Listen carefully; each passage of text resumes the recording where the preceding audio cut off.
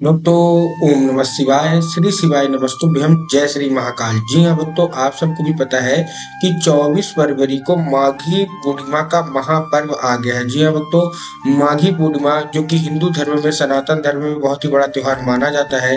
माघी पूर्णिमा को स्नान दान पूर्णिमा भी कहते हैं। देखिए, इस बार की जो माघी पूर्णिमा है और स्नान दान पूर्णिमा है वो 24 फरवरी को आ गई है। देखिए, बहुत ही बड़ा त्योहार माना जाता है। पूज्य गुरुदेव कहते हैं कि जितनी मान्यता प्रदोष के व्रत की होती है, जितनी मान्यता सोमवार की अष्टमी की होती है, उतनी ही ज्यादा मान्यता स्नान दान पूर्णिमा की भी होती है। अगर आपके जीवन में कोई ऐसी मनोकामना है जो कि वर्षों पुरानी पूरी हो ही नहीं रही है, तो ऐसे में कौन सा उपाय करें, तो आज का उपाय आप अवश्य रूप से कर लीजिएगा। पूज्य गुरुदेव के ही बताए गए उपाय आज मैं आपको बताने का प्रयास करूंगा। तो उपाय पूरा अच्छे से करिएगा, अच्छे से सुनिएगा। अगर आपने उपाय अच्छे से कर लिया तो आपकी सारी की सारी मनोकामना, जो कुछ आप चाहते हैं महादेव से, सारी की सारी महादेव अवश्य रूप से पूरी कर ही कर देंगे। पूज्य गुरुदेव की जो कथा होती है उसमें आपको पता है कि बहुत सारे लोग पत्र के द्वारा अपनी मनोकामना मांगते हैं। तो पूज्य गुरुदेव के पास बहुत सारे ऐसे पत्र गए कि गुरुदेव हमारी मनोकामना पूरी नहीं हो रही है, कृपया करके कोई ऐसा उपाय बता दें ताकि हमारी सारी की सारी मनोकामना बाबा महादेव अवश्य रूप से पूरी कर ही कर दें। तब गुरुदेव ने बताया था कि स्नान दान पूर्णिमा के दिन अवश्य रूप से उपाय कर लेना, तुम्हारी सारी की सारी मनोकामना पूरी हो जाएगी। आपको भी पता है कि स्नान दान पूर्णिमा हर महीने आती है। जो पिछले महीने का था जनवरी का, उसमें बहुत सारे लोगों ने किया और जिनकी जिनकी मनोकामना पूरी हो वो लोग गुरुदेव की कथा में 1 से 1.5 महीने बाद फिर से आगे कि गुरुदेव आपने 3 महीना का बोला था, लेकिन हमारी मनोकामना मात्र 1.5 महीने के अंदर ही पूरी हो गई। आपका कोटि कोटि धन्यवाद। उसके बाद कुछ लोगों ने गुरुदेव से और सवाल किया कि गुरुदेव हमने भी वही उपाय किया था लेकिन हमारी मनोकामना क्यों पूरी नहीं हुई। तब गुरुदेव ने बताया कि अगर आप आधा अधूरा उपाय सुनेंगे, आधा अधूरा उपाय करेंगे, तो आपकी मनोकामना कभी पूरी नहीं होगी। इसलिए उपाय पूरा सुना करिए, अच्छे से करा करिए। तो जो भी मेरी आवाज सुन रहे हैं, जो भी लोग, वो उपाय पूरा सुनिएगा, अच्छे से करिएगा। अगर आपने उपाय अच्छे से कर लिया तो 100% है कि आपकी जो कोई मनोकामना है, जो कुछ आप चाहते हैं, सारी की सारी मनोकामना आपकी पूरी होगी होगी। तो चलिए चलते हैं उपाय की ओर, जो कि पूज्य गुरुदेव ने बताया है अपनी कथा में। बहुत अच्छे अच्छे उपाय मैं आपके लिए लेके आया हूँ। धन प्राप्ति का भी लेके आया हूँ, कर्जा मुक्ति का भी लेके आया हूँ, मनोकामना पूर्ति का भी लेके आया हूँ। तो सारे के सारे उपाय ध्यान से सुनिएगा। तो चलिए चलते हैं उपाय की ओर, लेकिन उससे पहले चैनल पर अगर पहली बार आए हैं और आवाज मेरी पहली बार सुन रहे हैं तो वीडियो को कर दें लाइक और चैनल को भी कर लें सब्सक्राइब, ताकि पूज्य पंडित प्रदीप जी मिश्रा के रोज नए नए उपाय जो कि मैं उनकी कथा से सुनता हूँ, श्रवण करता हूँ, सबसे पहले मैं आपको प्राप्त करा सकूं। तो देखिए, जो हमारा पहला उपाय है, ये काहे का उपाय है, ये मनोकामना पूर्ति का उपाय है। इसके बाद मैं आपको पीले चंदन का भी उपाय बताऊंगा जो कि धन प्राप्ति का है। तो पहला उपाय में आपको करना क्या है, आपको लेना है एक दिया।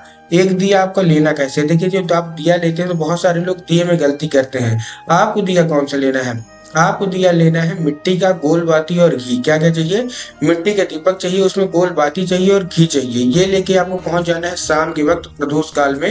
अब देखिए, जो प्रदोष काल होता है, बहुत सारे लोगों को तो पता होता है कि प्रदोष काल कब होता है, लेकिन बहुत सारे ऐसे लोग होते हैं जिनको ये नहीं पता कि प्रदोष काल का समय कब माना जाता है।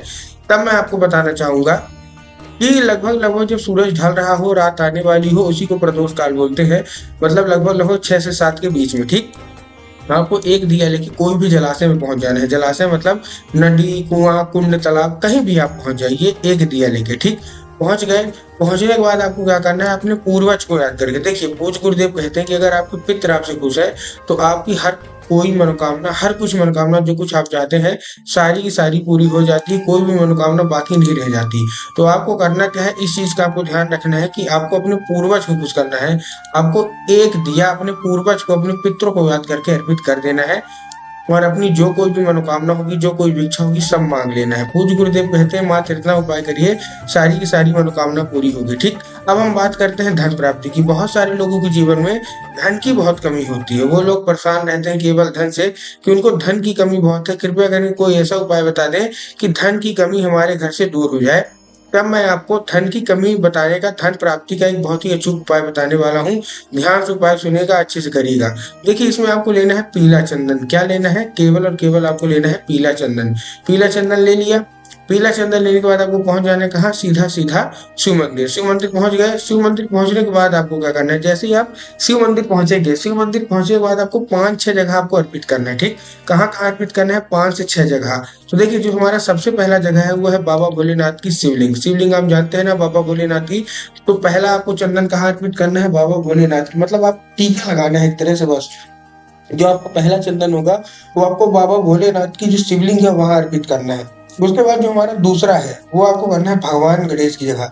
अब देखिए अगर आप जानते हैं भगवान गणेश की जगह कहाँ होती है तब तो ठीक है, लेकिन बहुत सारे लोगों को यही नहीं पता कि भगवान गणेश की जगह कहाँ होती है शिवलिंग के ऊपर। तो मैं आपको बताना चाहूंगा कि जलाधारी के लेफ्ट साइड, मतलब जलाधारी के बाएं भाग में भगवान गणेश की जगह होती है, और जलाधारी के दाएं भाग में माता शोक सुंदरी की जगह होती है। तो क्या करना है, पहले आपने टीका कहाँ लगा दिया, भगवान भोलेनाथ की शिवलिंग के ऊपर। उसके बाद आपने टीका कहाँ लगा दिया, भगवान गणेश की जगह पर। उसके बाद जो आपका तीसरा टीका है, जो तीसरा चंदन है वो आपको लगाना है कहाँ, माता शोक सुंदरी की जगह पर। उसके बाद जो हमारा चौथा चंदन है वो आपको लगाना है जलाधारी पर। पूज्य गुरुदेव कहते हैं कि जलाधारी में स्वयं माता पार्वती का वास होता है, तो अगर आपसे माता पार्वती खुश हो गई तो भगवान भोलेनाथ तो अवश्य रूप से खुश हो जाएंगे। ठीक, तो आपको चौथा लगाना है कहाँ, जलाधारी पर। और जो पांचवा चंदन है वो आपको नंदी के सींग पे लगाना है। देखिए नंदी की जो सींग होती है दो, आपको दोनों पे आपको लगाना है, बाकी कहीं नहीं लगाना है। जैसे आप नंदी की सींग पे लगाएंगे उसके बाद आपको नंदी के कान पे अपनी जो कोई इच्छा होगी, जो कोई मनोकामना होगी बोल दिएगा। आपको भी पता है कि नंदी के कान में बोली गई मनोकामना महादेव के पास बहुत जल्दी पहुंच जाती है। तो अगर आपकी कोई भी ऐसी धन प्राप्ति की मनोकामना है, अगर आपके घर में धन आता तो है लेकिन टिकता नहीं है, पैसा आ ही नहीं रहा, माता लक्ष्मी का आगमन आपके घर पे नहीं हो रहा, तो केवल और केवल ये उपाय आपको अवश्य रूप से कर लेना है। ठीक, ये तो हमारा दूसरा धन प्राप्ति का उपाय। अब हम बढ़ते हैं अपने तीसरे उपाय की ओर, जो कि कर्जा मुक्ति का उपाय है। बहुत सारे लोगों के जीवन में इतना ज्यादा कर्जा बढ़ चुका है कि उनसे जो कर्जा है वो चुकाया नहीं चुक रहा, बहुत सारी परेशानी आ गई। वो इतना लोन ले चुके हैं, इतना रिश्तेदारों से कर्जा ले चुके हैं कि वो अब मांग रहे हैं लेकिन आपके पास है ही नहीं, कर्जा बिल्कुल बढ़ चुका है। तो कर्जा के लिए जो कर्जा मुक्ति है उसके लिए गुरुदेव ने बहुत अच्छा उपाय बताया है। लगभग लगभग 10 लाख लोगों ने इस उपाय को किया और सबका जो कर्जा है वो मुक्त हो गया। तो चलिए मैं बताता हूँ कर्जे के लिए आपको उपाय कौन सा करना है। आपको इस उपाय में चाहिए दूध। क्या चाहिए, कच्चा दूध। ध्यान रखिएगा पका दूध नहीं चाहिए, केवल और केवल कच्चा दूध चाहिए। कच्चा दूध आपने लिया, कच्चा दूध लेने के बाद क्या करना है, जैसे आप कच्चा दूध लेंगे आपको पहुंच जाना है बरगद के पेड़ के नीचे। अब देखिए इस चीज का आपको ध्यान रखना है, जो लोग आधा अधूरा उपाय सुनते हैं वो जैसे ही कच्चे दूध का नाम सुने वो सीधे जाके शिवलिंग पे अर्पित कर देते हैं। आपको शिवलिंग पे अर्पित नहीं करना, आपको कच्चा दूध लेके कहाँ पहुंचना है, कहाँ, सीधा सीधा बरगद के पेड़ के नीचे। जैसे ही आप बरगद के पेड़ के नीचे पहुंचेंगे आपको 3 बार परिक्रमा करनी है, मतलब 3 बार आपको घूमना है, और आपके जीवन में जितना भी कर्जा होगा वो आपको बोल देना है महादेव से। उसके बाद आपको बटकेश्वर महादेव का, महादेव का बहुत ही सुंदर सा नाम है बटकेश्वर महादेव। तो आपको बटकेश्वर महादेव का नाम लेके उन्हीं का स्मरण करके आपको क्या करना है, मतलब जो बरगद की पेड़ की जो जड़ है वहां आपको अर्पित कर देना है। पूज्य गुरुदेव कहते हैं मात्र 1 से 1.5 महीना लगेगा, बड़ा से बड़ा कर्जा जो भी आपके जीवन में होगा सारा का सारा महादेव समाप्त अवश्य रूप से कर देंगे। तो उम्मीद करता हूँ आज का उपाय आपको समझ में आ गया हो।